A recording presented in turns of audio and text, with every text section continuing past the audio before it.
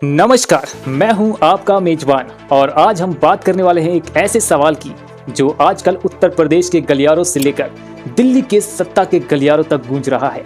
सवाल ये है कि 2019 में क्या योगी आदित्यनाथ के साथ धोखा होने वाला है?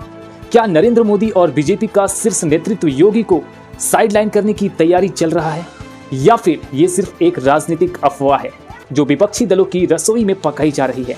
आइए इस सवाल को खोलते हैं परत दर परत तथ्यों के साथ और थोड़े से सवालों के साथ, क्योंकि सवाल पूछना ही लोकतंत्र का पहला कदम है। अगर नए हैं तो चैनल को सब्सक्राइब जरूर कर दें। तो सबसे पहले ये समझते हैं कि ये सवाल आया कहां से। 2029 का लोकसभा चुनाव नजदीक है।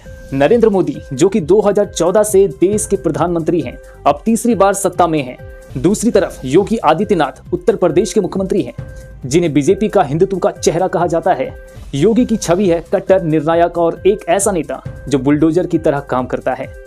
लेकिन क्या ये बुलडोजर 2029 में दिल्ली की सड़क पर चलेगा या इसे कहीं और मोड़ दिया जाएगा?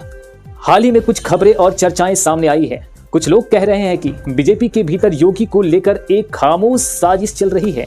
ये साजिश है क्या? सुनिए।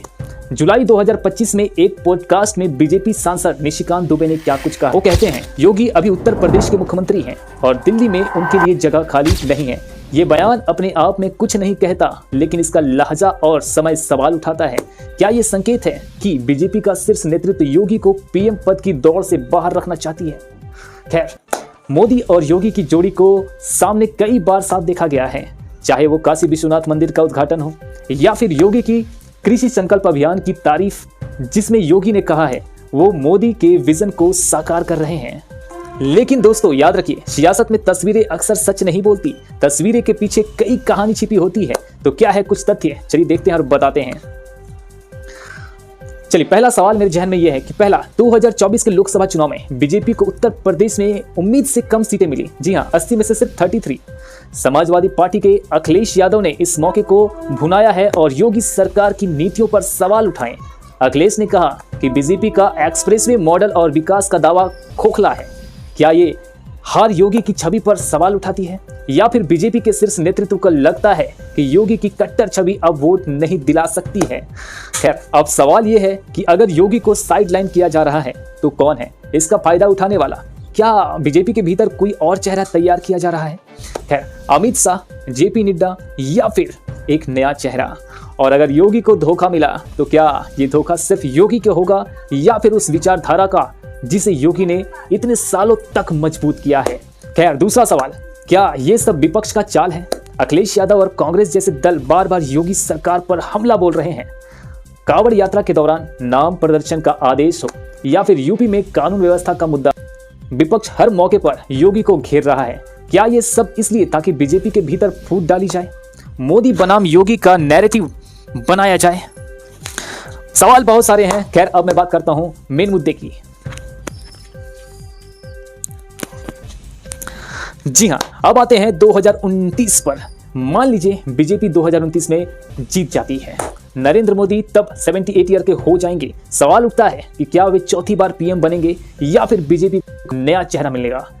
हाँ, बात कर रहा हूं योगी आदित्यनाथ की, जो अब तक शायद यूपी में 3 बार सीएम बन चुके हैं, कि दावेदार होंगे।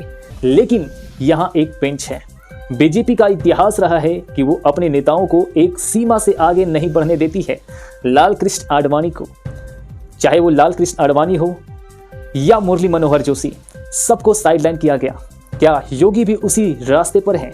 खैर दोस्तों, सियासत में धोखा कोई बड़ी बात नहीं है, लेकिन सवाल ये है कि क्या धोखा, अगर योगी के साथ धोखा होता है तो क्या ये बीजेपी की रणनीति होगी जो बदलते वोटर की नब्ज को समझ रही है, या फिर ये होगा एक ऐसा खेल जिसमें योगी को बलि का बकरा बनाया जाएगा ताकि कोई और चमक सके? खैर, आगे बढ़ते हैं। बता दें आपको कि तीसरा सबसे बड़ा सवाल क्या होने वाला है। जनता क्या चाहती है? क्या जनता योगी को दिल्ली में देखना चाहती है या फिर वो मोदी के नेतृत्व में ही भरोसा रखेगी? ये सवाल अब आप पर छोड़ता हूं, क्योंकि लोकतंत्र में आखिरी फैसला जनता का ही होता है। तो दोस्तों, ये थी हमारी पड़ताल योगी बनाम मोदी 2029 का सियासत रंग।